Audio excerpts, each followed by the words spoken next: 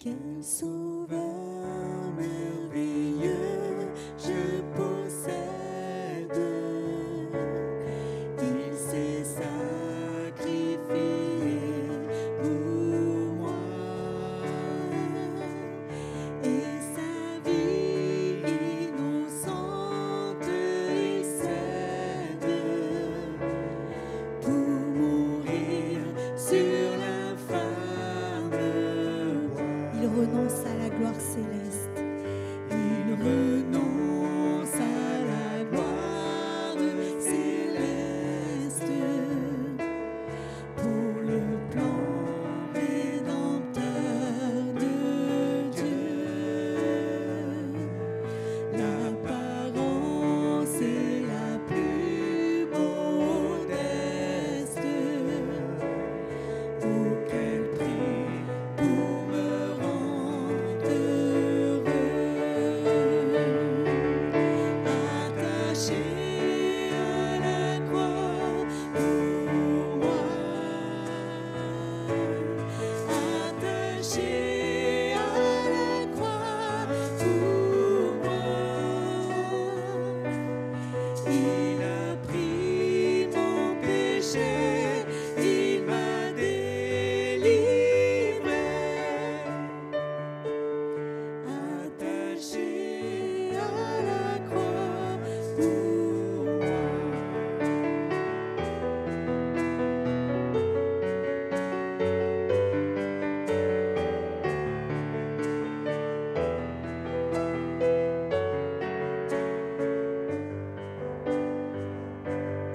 Maltraité, innocent pour ma vie, toute iniquité brisée,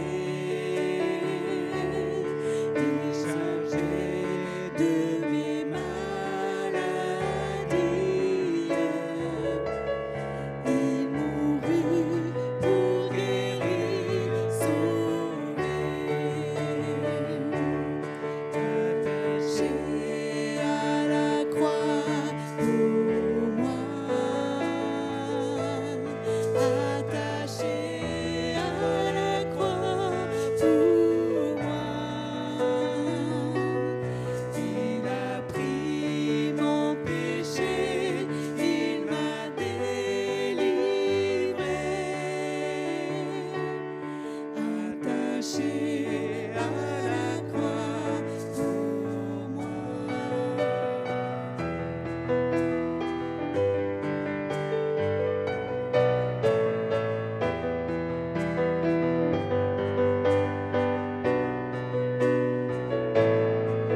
Attaché à la croix. Attaché à la croix pour moi.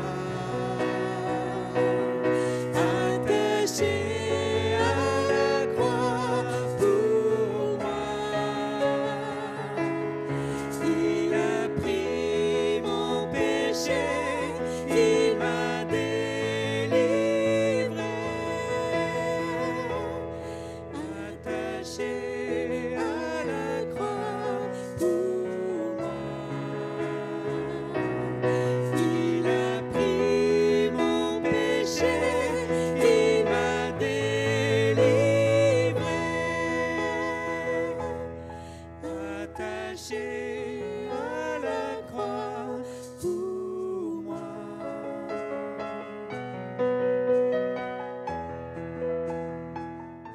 Je vais partir d'un verset, en tout cas d'un texte, qui évoque l'amour. Alors on rêve tous d'amour, n'est-ce pas? On rêve tous d'être aimés et de pouvoir aimer en retour. En tout cas, c'est la recherche perpétuelle de l'homme depuis que le monde est monde. Mais la prédication que je voudrais apporter là aujourd'hui s'intitule « Aimer avant tout ». Aimer en priorité. Aimer avant tout ce que nous pourrions faire. Tout ce que nous pourrions proclamer, aimer. J'aimerais, pour illustrer ce passage, vous lire ce texte dans 1 Pierre 4, verset 7, et après je vais vous raconter une histoire. 1 Pierre 4, 7 nous dit ceci: « La fin de toute chose est proche. Soyez donc sages et sobre pour vaquer à la prière. Avant tout, ayez les uns pour les autres un ardent amour, car l'amour couvre une multitude de péchés. J'insiste sur ce verset et nous y reviendrons après. C'est le texte central de ce message. Au verset 9, exercez l'hospitalité les uns envers les autres sans murmure, comme de bons dispensateurs des diverses grâces de Dieu, que chacun de vous mette au service des autres le don qu'il a reçu.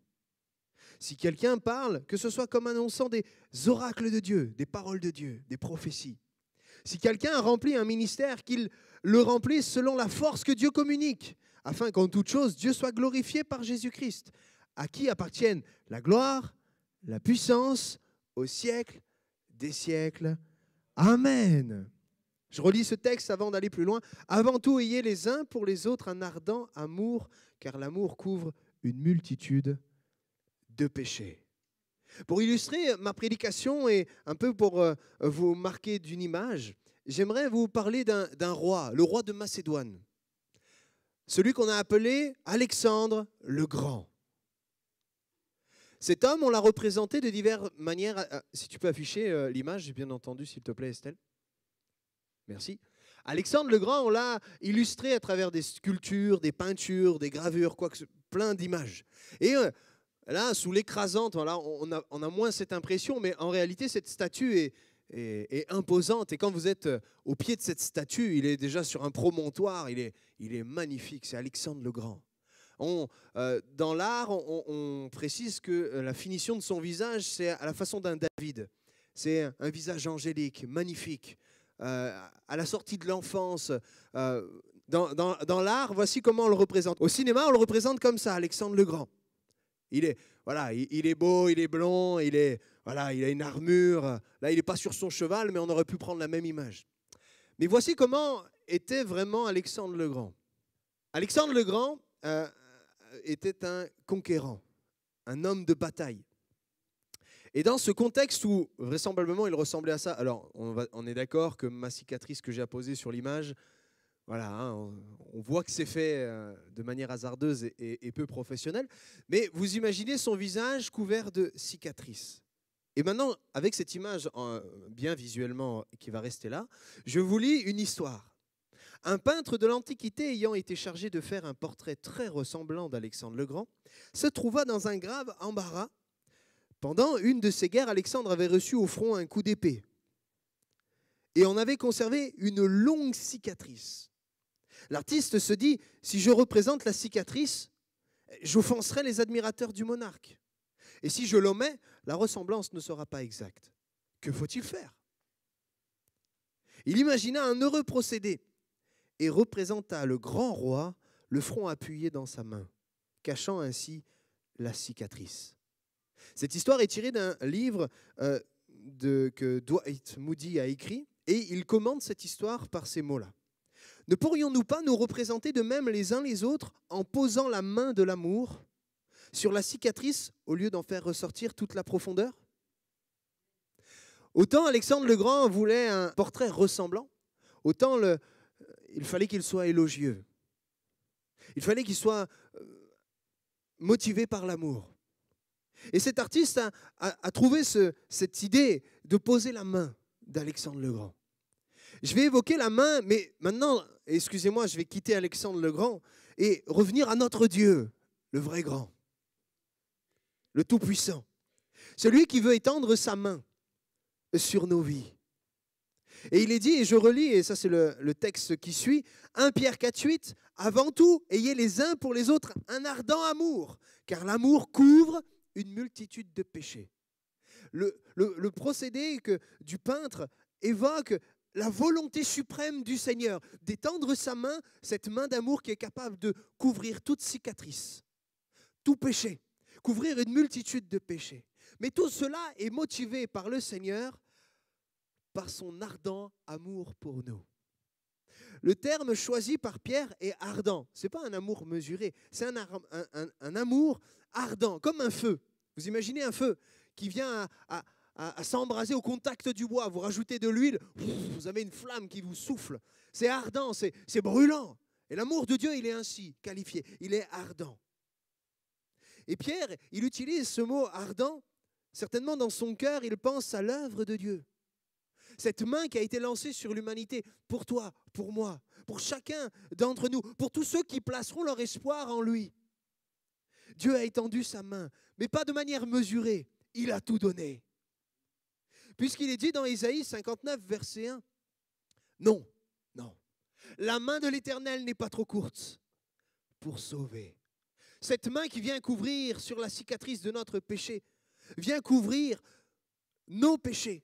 Cette main qui a été étendue trouve son image et l'accomplissement par Jésus-Christ. Parce que Jésus est la main de Dieu sur la terre. Il est venu offrir le salut pour quiconque croit. Il est venu offrir le pardon de nos péchés. Pourquoi ? Pourquoi je parle d'une main qui va recouvrir ? Parce que Jésus, quand il arrive auprès de Jean-Baptiste, Jean-Baptiste va le regarder et dire « Voici l'agneau qui ôte le péché du monde. » Pourquoi un agneau ? Cela va évoquer une fête ancestrale, une vieille fête. Une fête instaurée lors de la captivité d'Israël en Égypte, la Pâque. Nous arrivons bientôt à Pâques. Mais le jour où l'ange exterminateur viendra dans l'Égypte, les seules maisons qui vont être épargnées vont être celles avec lesquelles, sur les poteaux et sur le linteau, le sang a recouvert le bois. Voilà pourquoi je peux dire que Christ est la main étendue qui vient couvrir nos péchés. Parce que le jour où Christ a donné sa vie comme un agneau qu'on a sacrifié, son sang a coulé. Et lors de la Pâque, en Exode, ils ont dû prendre le sang et le répandre pour recouvrir l'entrée de la maison. Et l'ange arrivant, voyant le sang, ne rentrait pas et ne tuait pas. Pour échapper au châtiment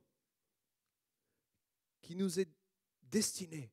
C'est-à-dire que, comme il est dit dans Romains, le salaire du péché, c'est la mort. Autant par nature, nous avons besoin de l'amour de Dieu pour qu'il vienne par sa main couvrir nos péchés. Parce que sans cet acte de grâce, sans cet acte d'amour de Dieu, cet amour, et je le répète, ardent, et je l'illustrerai pourquoi après, cet ardent amour, sans cet acte parfait d'amour, nous ne pourrions être sauvés. Tout est par grâce. Et parce que lui nous a aimés le premier, nous avons connu l'amour, nous dit 1 Jean 3,16. Voici comment nous avons connu l'amour. Christ a donné sa vie pour nous. Amen. Alléluia. Pourquoi je dis ardent amour, je développe encore. Jean 3,16. Car Dieu a un petit peu aimé ta vie. Il a toléré t'aimer. Il a dit, bon, je vais me forcer. Non. Dieu a tant aimé chacun de nous.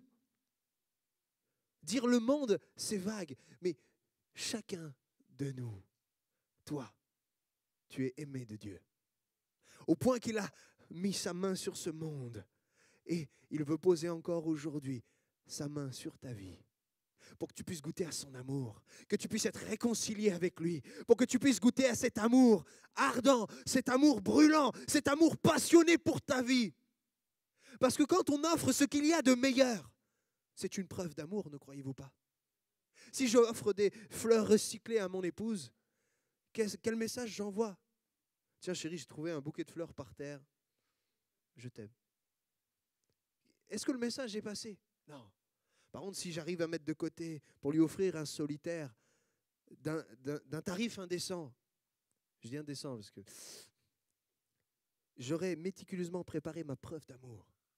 Et Dieu, depuis la création du monde, voyant le désespoir dans lequel nous étions à cause de notre péché, a préparé méticuleusement cette preuve d'amour. Et il a travaillé à préparer la venue de son Fils unique, Jésus-Christ. Et il a étendu sa main par preuve d'amour. Dieu a tant aimé. Je pourrais le traduire. Dieu a ardemment aimé le monde, chacun de nous, au point qu'il ait donné son Fils unique. Sa compassion, sa miséricorde suffit pour ton salut. Qu'importe qui tu es, qu'importe ce que tu as fait, qu'importe où tu en es, même avec la foi, même la notion de Dieu, même tu dis, je ne sais pas s'il y a un Dieu qui existe. Lui sait tes pensées. Il sonde ton cœur et voudrait te dire, je t'aime. Il veut te montrer son amour, qu'importe l'âge que tu as. Je vois qu'il y a des enfants dans la salle. Dieu t'aime. Il y a des anciens, Dieu vous aime. Il y a des jeunes, Dieu vous aime. Laissez la main de Dieu se poser sur vous et vous goûterez à cet amour. Je continue. L'amour conduit à la repentance. 1 Pierre 4,8, on le raffiche. L'amour couvre une multitude de péchés. Si Dieu nous a aimés, c'est pour une raison. Parce que nous étions pécheurs. Et parce qu'on est pécheurs et lui saint, ça ne marche pas. Il y a un problème. Il y a un vice de forme. Lui qui est saint, comment venir dans sa présence? Il a fallu que le sang coule. Le sang de son Fils unique. Quand je dis l'amour et je confesse l'amour conduit à la repentance, j'aimerais vous partager une bride de mon témoignage, comment j'ai rencontré Jésus. Je l'ai rencontré alors que c'est lui qui me cherchait, mais moi j'en voulais pas. Et un dimanche comme aujourd'hui, moi qui luttais avec mes pensées, un combat intérieur entre cet appel de Dieu, de cet amour qu'il m'offrait, et moi qui n'en voulais pas, moi qui voulais vivre ma vie comme bon me semblait, il y a eu cet amour ce dimanche matin. Ce dimanche 13h, il y a cet amour qui vient. Dieu a étendu sa main sur ma vie. Et je luttais en disant, mais j'en veux pas. Puis après, c'était tellement fort, tellement oppressant. Je sentais comme quelqu'un qui vous étreint, là, en vous montrant son amour. Combien des fois mon épouse a eu ce rôle-là, lorsque je pleure, lorsque je doute. Elle me serre dans ses bras, elle me montre que je peux compter sur elle. Dieu a agi de la même manière, mais de manière parfaite. Il m'a étreint dans ses bras. Il m'a montré qu'il m'aimait. Et je suis passé dans mon analyse, dans mes pensées, je n'en veux pas à « je suis indigne ». Pourquoi tu m'aimes? Je suis pécheur. Même j'ai levé le poing contre toi. J'ai pensé tuer mon propre père. J'ai eu des pensées de violence envers la terre entière. J'ai été querelleur, j'ai été en colère, j'ai été vulgaire, et la liste était tellement longue. Je me sentais indigne. Mais Dieu, plus je me sentais indigne, plus me serrait fort dans ses bras. Et il me montrait qu'il m'aimait. Il m'a montré qu'il m'aimait et qu'il m'aimerait en tout temps. Cet amour, il l'a manifesté, comme il veut la manifester envers toi aujourd'hui. La Bible dit, si tu entends sa voix, si tu sens son amour, si tu ressens son amour, n'endurcis pas ton cœur. Ne fais pas comme si ça n'existait pas, parce qu'il y a mieux à faire. Mon témoignage se termine ainsi. Lorsque cet amour qui m'a étreint, tellement fort, tellement puissant, indescriptible, ce n'est pas l'amour d'une femme, ce n'est pas l'amour des plaisirs de ce monde, c'est l'amour de Dieu. Et quand on le vit, on sait ce qu'est l'amour, le véritable amour.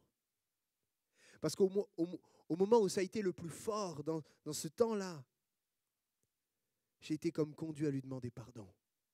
Voilà pourquoi j'atteste que l'amour de Dieu qui se pose sur nous, qui se manifeste auprès de nous pour ta vie, va te conduire à lui demander pardon, va te conduire à la repentance. L'amour nous remplit d'humilité et l'amour nous pousse à la repentance. Alléluia. Je complète, c'est dire, par ce texte de Michée 7, verset 19, il aura encore et toujours compassion de nous. Sa compassion n'est pas arrivée à ses termes. Nous sommes dans un temps de grâce. Et le rendez-vous, si tu es là, on t'a invité. Bénis ceux qui t'ont invité parce que ce n'est pas un hasard. Tu as un rendez-vous avec Dieu. Vas-tu goûter à cet amour qui te presse, qui te cherche? Parce que Dieu a compassion encore pour toi. Il a, oui, je vais le dire, pitié. Il t'aime, il t'appelle. Et son amour veut tomber sur toi aujourd'hui. Lié à son amour qui nous pousse à la repentance, il y a quelque chose qui est incompréhensible pour nous. Nous disons, je te pardonne, mais j'oublie pas. Nous disons, je te pardonne, mais je te fais plus confiance. Nous disons et nous vivons, je te pardonne, mais ne marche plus sur le même trottoir ou ne croise plus ma route. Ça, c'est comme ça qu'on gère nos relations. Mais Dieu, lui, il nous dit, je t'aime tellement, et lisez avec moi, il mettra sous ses pieds. Il écrasera tout péché. Nos iniquités, il les foule à ses pieds. Là où sur la croix, son Fils a été élevé à ses pieds, nos péchés sont tombés. Et Dieu fait quelque chose d'impensable. Quelque chose que tu peux vivre aujourd'hui. il jettera au fond de la mer tous leurs péchés. Tu peux le dire à la première personne. Il jettera tout au fond de la mer, tous mes péchés. Si tu goûtes à son amour, si tu goûtes à sa compassion, tu demanderas pardon et ta faute sera recouverte, comme cette main qui vient s'apposer sur la cicatrice. Cet amour te poussera à réclamer son pardon. Et si tu sens déjà un combat dans ton cœur, ne lutte plus. Accepte, parce que Dieu t'aime. Pourquoi je dis ça? Parce que déjà, encore, et je souligne encore, l'amour pardonne tout. 1 Corinthiens 13, 7. C'est le chapitre pour les chrétiens qui définit le mieux l'amour. Mais le mot pardonne pourra être traduit et vice-versa par le verbe couvrir. Pardonner, couvrir, c'est le même mot en grec. Étonnant, vu que le verset du jour, c'est que l'amour couvre une multitude de péchés. L'amour que nous nous devons les uns envers les autres, qui nous vient, et je le répète, de la source divine, nous permet de nous pardonner les uns les autres. Et si nous n'avons pas goûté à l'amour de Dieu, comment pourrons-nous nous pardonner les uns les autres? L'amour pardonne tout. L'amour couvre tout. C'est le même mot pour le toit d'une maison. Pour les plus heureux d'entre nous, nous avons la joie tous les soirs de rentrer dans un lieu où nous sommes à l'abri des intempéries, capables de dormir au chaud. Et la main de Dieu veut être comme cela sur nos vies. Et nous pouvons étendre cette même main pour les frères et les sœurs, capables de couvrir et de protéger. Parce qu'une maison, au final, elle sert à nous sentir bien, à nous sentir protégés, au chaud. C'est ce même verbe, c'est ce même mot, le toit de la maison qui vient nous couvrir. C'est la même chose pour le pardon de Dieu envers nous. Christ s'est mis en opposition pour nous protéger. Il y avait comme une flèche à destination de notre cœur pour nous amener à mourir. Mais Christ s'est mis en opposition. Vous avez déjà vu ce réflexe pour protéger? Dans les films, on représente comme cela. Quelqu'un vient prendre un projectile et il y en a un, il a cet élan de courage, il se met en opposition. Il prend à la place l'impact. Christ a subi cela pour ta vie, par amour pour toi. Et je termine le message en disant que l'amour est une nécessité absolue, est une priorité pour le chrétien.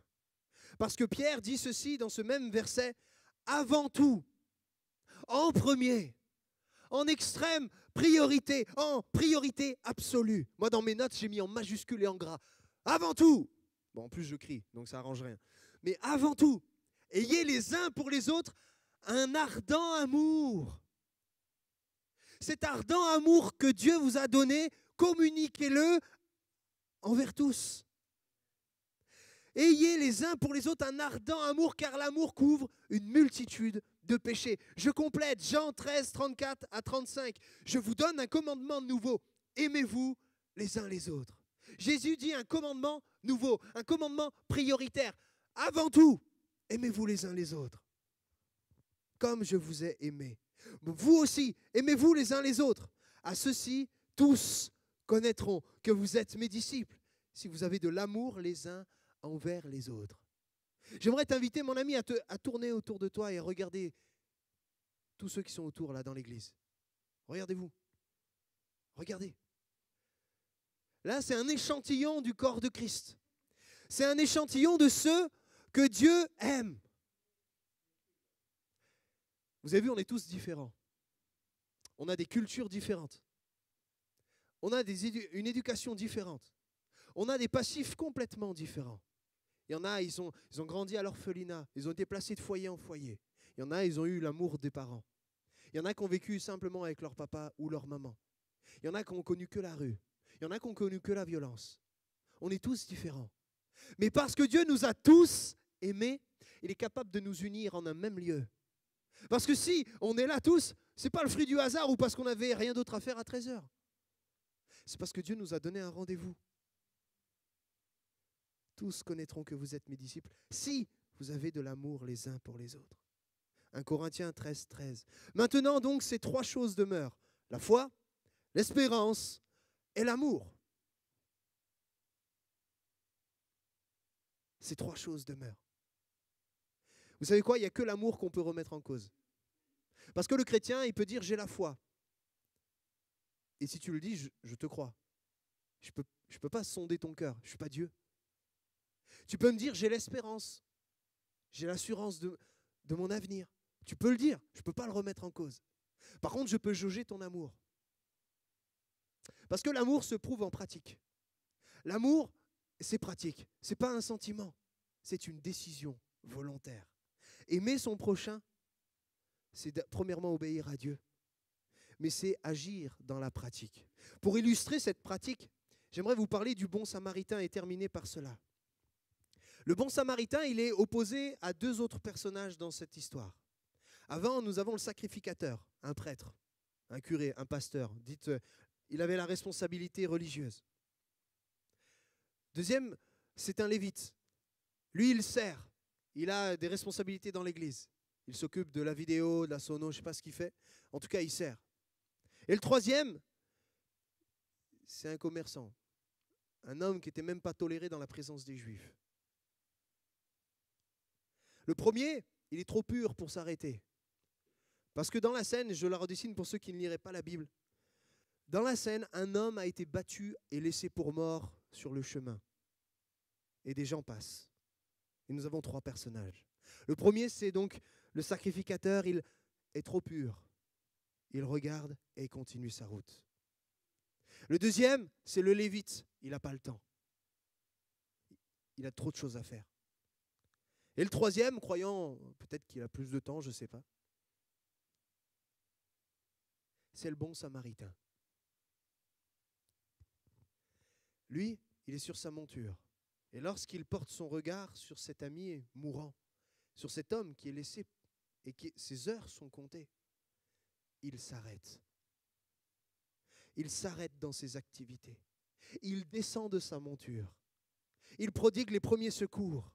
Il plie les genoux, le porte sur ses épaules et vient le placer sur la monture. L'amène à l'endroit où on pourra avoir prendre soin et même met la main à la poche. Pourquoi? Par amour. Pourquoi? Parce qu'il aime selon les critères de Dieu. Parce qu'il aime comme Dieu a aimé. Parce qu'il aime tout simplement. Aimer, c'est être capable de regarder dans les yeux ceux qui sont en face de moi, ceux qui sont à côté de moi. Et de croire et de vivre en réalisant qu'ils sont plus importants que ma propre vie. Aimer, c'est être capable de m'arrêter dans mes activités, de bousculer mon emploi du temps pour sauver une vie qui se perd. Capable de lui dire un « Jésus t'aime. Tiens, lis la bonne parole. Elle te sauvera comme elle m'a sauvé. » Aimer, c'est être capable de plier le genou, de se mettre au niveau de celui qui est comme à terre, de se mettre à la portée d'un enfant, d'utiliser son langage, d'être capable de pleurer avec celui qui pleure. Aimer, c'est porter par-dessus, se considérer inférieur et placer par-dessus et dépenser l'énergie qui est la nôtre, non pas pour nous porter, mais pour porter l'autre. Aimer, en pratique, c'est tout cela et encore plein d'autres choses. J'ai cité mettre la main à la poche, je ne développerai pas plus. Mais j'aimerais conclure et inviter l'équipe de louange à me rejoindre. J'aimerais vous inviter à réaliser que la plus grande des choses, par-dessus tout ce que vous auriez compris de la foi, tout ce que vous auriez compris de votre avenir, la première des choses, c'est l'amour. L'amour de Dieu que vous devez recevoir. Et surtout, pour les amis chrétiens, l'amour que vous devez dispenser. Seigneur, je ne veux pas être comme le sacrificateur, même si j'aurais le même titre aujourd'hui. Je veux être comme le bon samaritain, je veux m'arrêter et regarder, voir les besoins et y répondre.